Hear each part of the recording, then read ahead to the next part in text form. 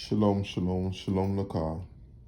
So today, we want to look at the book of Daniel, chapter 2, and verse 36. That Daniel, chapter 2, and verse 36. The book of Daniel, chapter 2, verse 36. So, it doesn't matter how long you've been studying Semitic language. What you don't want to do is get too comfortable in your ability, in your skill set. You want to always reference your study material, reference your grammar books and stuff like that.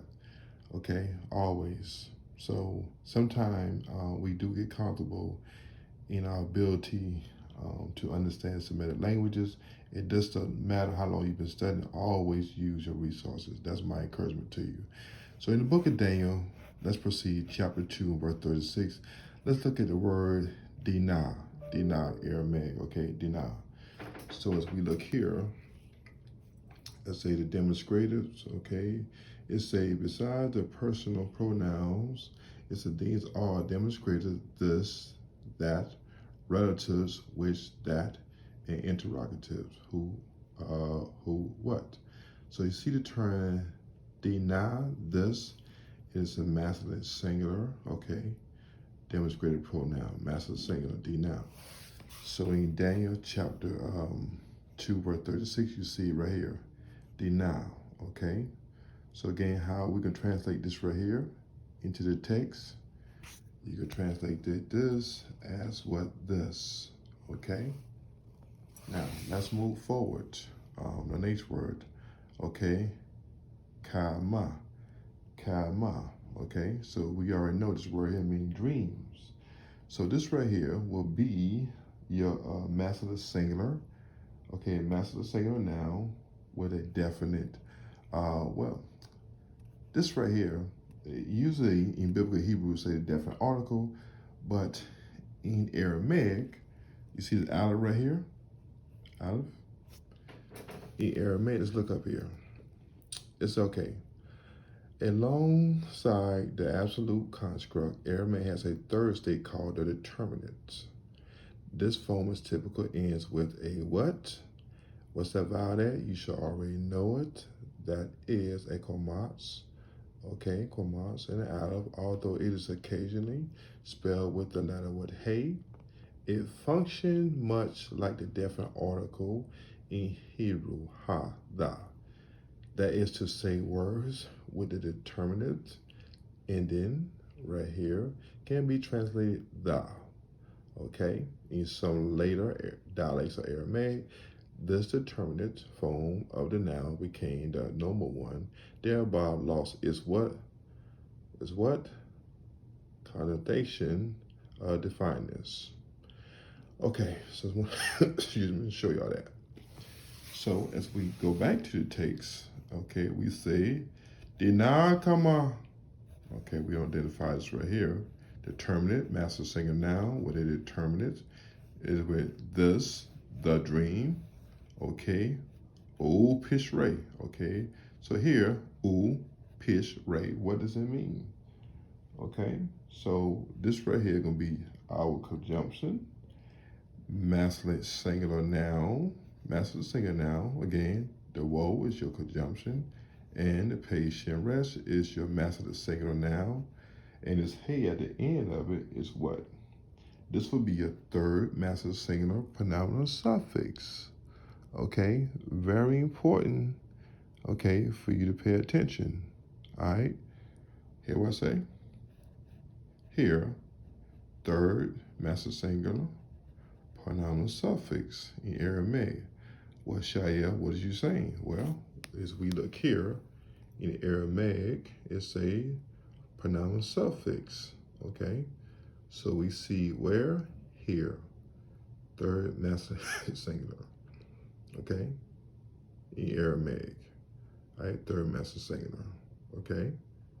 So it also can be translated as his, its, him, it.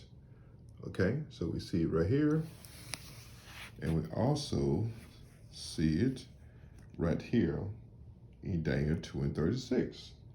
Okay, and we understand it, the interpretation. So let's read again. Dina kama u pishere. Okay.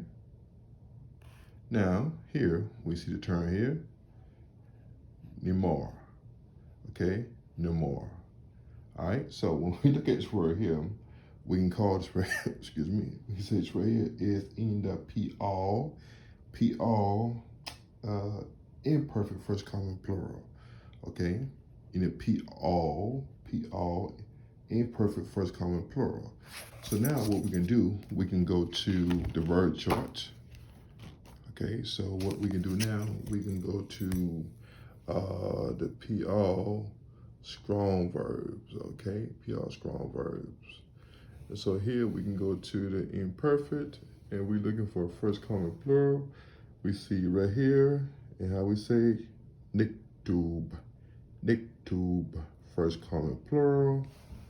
We look here within the biblical text, and we see it, verse 36, where am I at? Right here, we see the noon, okay? Nemar. Okay, so you already know that your shor is going to be Aleph Mem Resh. Okay, so let's look at this right here. Okay, Kadam. All right, so let's go back. And so when we look at the term here, Kadam, this will be used as a preposition. All right, you definitely want to pay attention to that. All right, Kadam. All right. So this is your preposition. Okay, so I don't want to go forward without making sure you understand what is going on. All right. Now, sometimes without understanding the preposition, that we can get confused when we're dealing with a language that we're not familiar with. So it's good to have a good grip on biblical Hebrew first as we move forward. So we can look at this right here. Kof Dalet Mem, okay, Kadam, that's your preposition. And now for your preposition, we can go to Malka, okay? So Malka, we dealing with a masculine singular noun, okay, with the determinants here, okay? The determinants, as we spoke about a couple of minutes ago. So it'll be translated as before the king, okay? So let's read it again. Dina kama u pishre nama kadam maka. Okay, praise be to Yah. So, however you want to translate it into what verse 36. In English, you want to say that this was the dream. Now it is interpretation. You want to say, and we will tell, you want to say, and we will tell what? You got to tell something. We can tell the interpretation. We can tell the interpretation, okay, of the dream before the king. To the Rabbi Yah. Hallelujah.